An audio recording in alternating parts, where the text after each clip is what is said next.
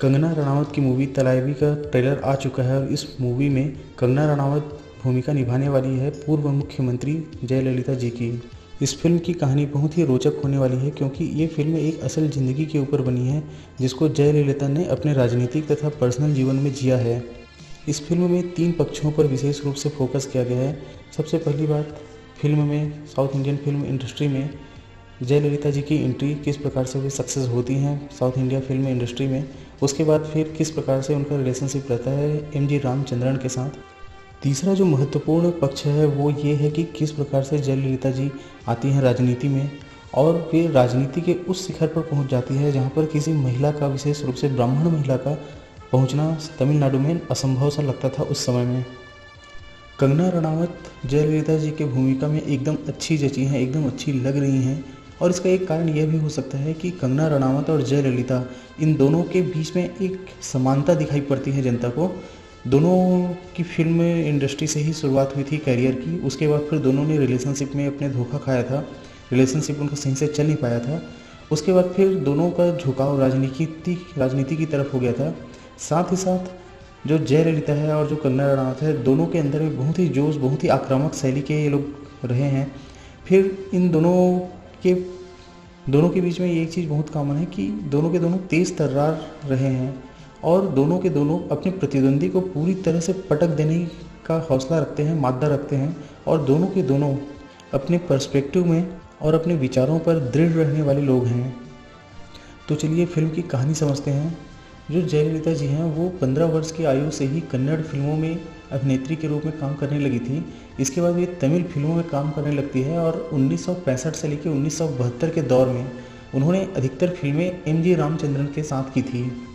उनकी एम.जी. रामचंद्रन के साथ एक अच्छी केमिस्ट्री डेवलप हो चुकी थी और जब वे राजनीति में आई तो उन्होंने उन्हीं की पार्टी के, अर्थात एम.जी. रामचंद्रन की पार्टी से ही उन्होंने राजनीति की शुरुआत की थी।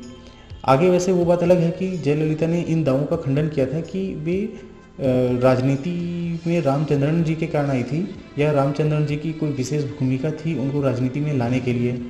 फिर उन्होंने आगे जाकर पार्टी में अपना एक अच्छा कद बना लिया था और इस उनकी बढ़ोतरी को देखकर पार्टी के जो अन्य नेता थे, जो कि उनको लगता था कि जयललिता बहुत तेज़ी से विकास कर रही हैं, वो उनकी टांग खींचने का प्रयास वे स्टार्ट कर देते हैं और रामचंद्रन और जयललिता के बीच में फूट डालने की कोशिश वे करना शुरू कर देते हैं। यहाँ पर ये जानना बहुत ही महत्वपूर्ण होगा कि जयललिता को पहले से पता था कि उनको जनता से बहुत अच्छा सपोर्ट है, क्योंकि जब वे अभिनेत्री थी तभी से उनकी लोकप्रियता जनता के बीच में आ चुकी थी। इसीलिए उनको कभी भी कोई चुनाव जीतने में उतनी ज़्यादा परेशानी का सामना नहीं करना पड़ा था जितना कि आमतौर पर किसी नेता को करना पड़ता है। और यही कारण था कि इतनी टांग खींचने के बाद भी वे पार्टी में डटी रहती हैं। और एक समय ऐसा आता है, 1987 का समय होता है, जब रामचंद्रन जी का निधन हो जाता है और वे अपने आप को रामचंद्र की विरासत की उत्तराधिकारिणी घोषित कर देती हैं। पर यहाँ पर ऐसा होता है कि पार्टी के जो नेता होते हैं उनके कारण ये जो पार्टी है वो 2 दलों में बिखर जाती है। एक ग्रुप के नेता जो कि एम.जी.आर. की विधवा जिनका नाम था जानकी रामचंद्रन, वे उनको अपना नेता मानते हैं और दूसरे ग्रुप के नेता जयललिता को अपना नेता मानते हैं। परंतु जल्दी ही जयललिता ने अपने आप को साबित कर दिया और वे रामचंद्रन के विरासत की उत्तराधिकारिणी बन जाती हैं।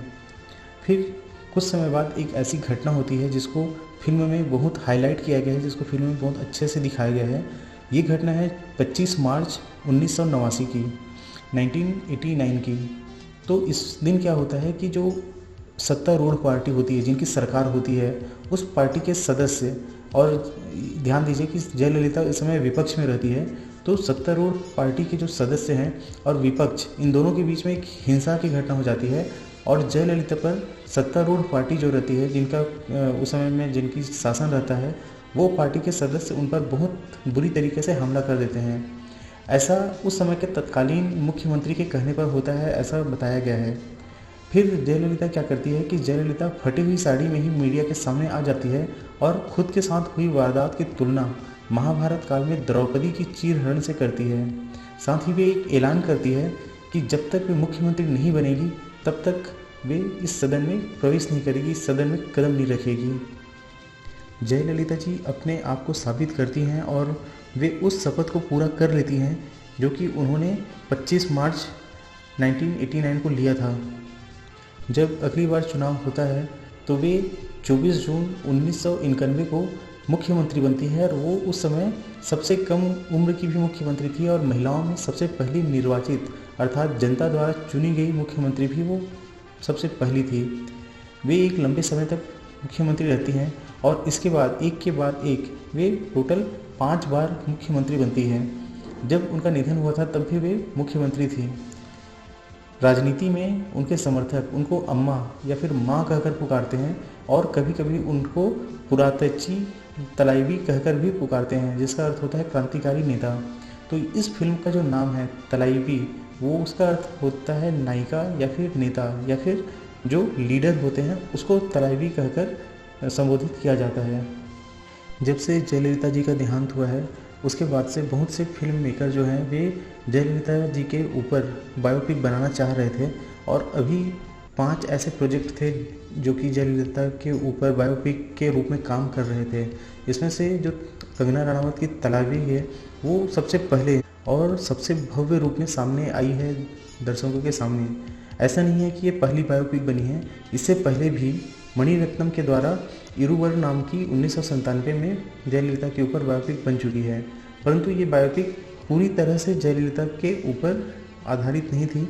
इस पर जयललिता और एमजी रामचंद्रन के पर्सनल और प्रोफेशनल रिलेशनशिप से इंस्पायर होकर बनाया गया था, इस प्रकार से उसे बनाया गया था।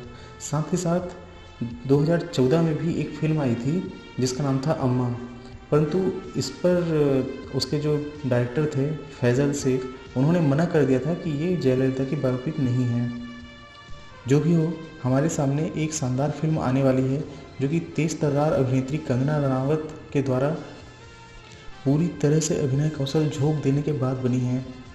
दोस्तों, मेरे चैनल को यदि आपने अभी तक सब्सक्राइब नहीं किया है तो प्लीज़ जल्दी सब्सक्राइब कर लीजिए और मैं इसी प्रकार से अन्य फिल्मों के रिव्यू भी आपके सामने लाता रहूँगा। धन्यवाद। जय हिंद।